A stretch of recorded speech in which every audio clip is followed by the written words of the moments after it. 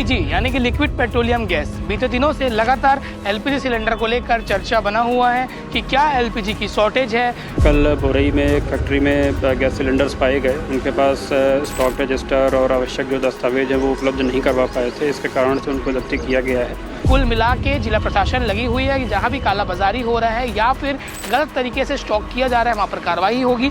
लगभग 599 gas cylinder की जब्ती हुई है और 2800 केजी के आसपास को गैस को भी हमने अलग से जब्त किया है।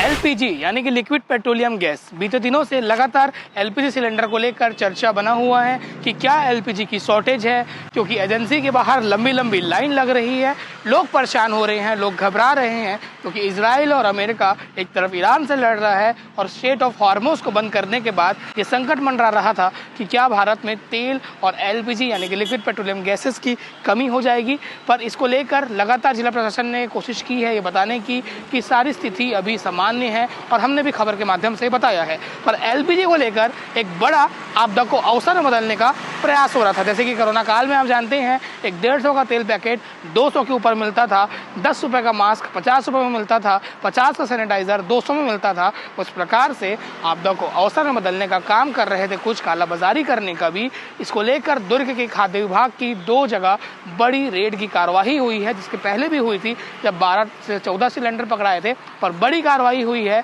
छत्तीसगढ़ के रसमड़ा ग्राम के बोरई में, जहां एक गैस के कंपनी में जहां एजेंसी था और 2 एजेंसी के नाम से वहां पे गैस स्टॉक किया जा रहा था, वहां पर ये कार्रवाई हुई है। वहां से 599 गैस को जब्त किया गया है और साथ ही जो 2 बुलेट होते हैं जो बड़े गैस रिफिलिंग के लिए इस्तेमाल होते हैं, उससे 2800 से ज़्यादा किलो का गैस भी जब्त किया गया है। अब आपको बता दो कि कार्रवाई क्या हुई और ताज़ा अपडेट ये है, आज मैं गुरुवार को जो वीडियो बना रहा हूँ, गुरुवार को ही भिलाई के मंगल ठेले के पास रेड की पूरी कार्रवाई हुई, जिसमें 22 सिलेंडर 20 डोमेस्टिक थे जो खाली थे और 2 19 केजी के जो कमर्शियल होते हैं उनको जब्त किया गया है, क्योंकि उसके एवज में उन्होंने रिसिप्ट नहीं दिखाया।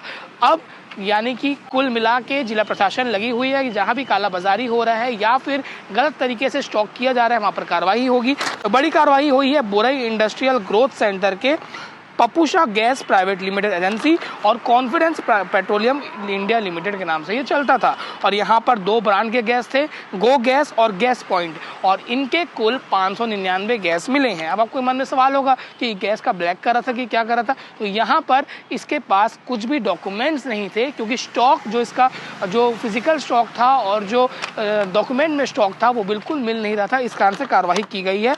डीलर सप्लाई करता था, फूड कंट्रोलर है अनुराग सिंह भदौरिया CGPSC अधिकारी हैं, 19वां रैंक आया था, अमतेज सर्रार अपने उसके लिए जाने जाते हैं, इसलिए कार्रवाई हो रही है। और जिला की जो कलेक्टर है IAS अभिजीत सिंह, उन्होंने भी कहा है कि लगातार कार्रवाई होगी। आगे आप उनको सुनेंगे, पर इसके बारे में बताता हूँ। इसमें 3 बुलेट मिले हैं, 2841 किलो गैस उसमें था और रेड के दौरान पेंटिंग किया जा रहा था गैस में, और उसमें एक्सपायरी डेट, नेट वेट और टायर वेट उसमें लिखा जा रहा था। यानी कि सिलेंडर का जो अंदर नेट वेट रहता है वो अलग रहता है, वो पूरे सिलेंडर का वेट अलग रहता है, वो आप जानते हैं। और जब इनसे पूछताछ की गई तो उनके द्वारा कोई भी डॉक्यूमेंट प्रोवाइड नहीं कराया गया। स्टॉक और इसमें भौतिक सत्यापन दोनों में डिफरेंस पाया गया। फॉर्म मैनेजर अतुल ने बताया कि सप्लाई और डीलर करवाते हैं और उसका भी कोई डॉक्यूमेंट नहीं मिला। इसके बाद ये कार्रवाई हुई है। नो रेटिंग सर्टिफिकेट भी नहीं था, कलेक्टर को इसके बारे में जानकारी भी नहीं दी गई थी।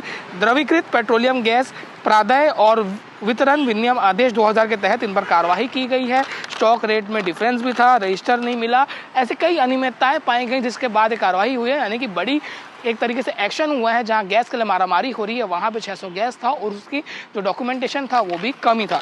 इसके अलावा मंगल ठेला में जो कार्रवाई वो भी बताया मैं आगे। इसमें कलेक्टर को आप सुनेंगे, दुर्ग के IAS अभिजीत सिंह को, उन्होंने गैस के बारे में क्या कहा है, क्या स्थिति है और जो कार्रवाई हुई है उस पर भी। और उसके आगे आप सुनेंगे दुर्ग के फूड कंट्रोलर यानी कि अनुराग सिंह भदौरिया को, क्योंकि लगातार उनके निर्देश में कार्रवाई हो रही है। अगर आपके पास भी कोई शिकायत है तो आप जिला प्रशासन को बता सकते हैं। इस खबर को लेकर आपकी क्या राय है, कॉमेंट सेक्शन में बताइएगा। नमस्कार, मैं लाल। गैस को लेकर के लोगों से हमारी बार बार यही अपील है कि पैनिक ना हो।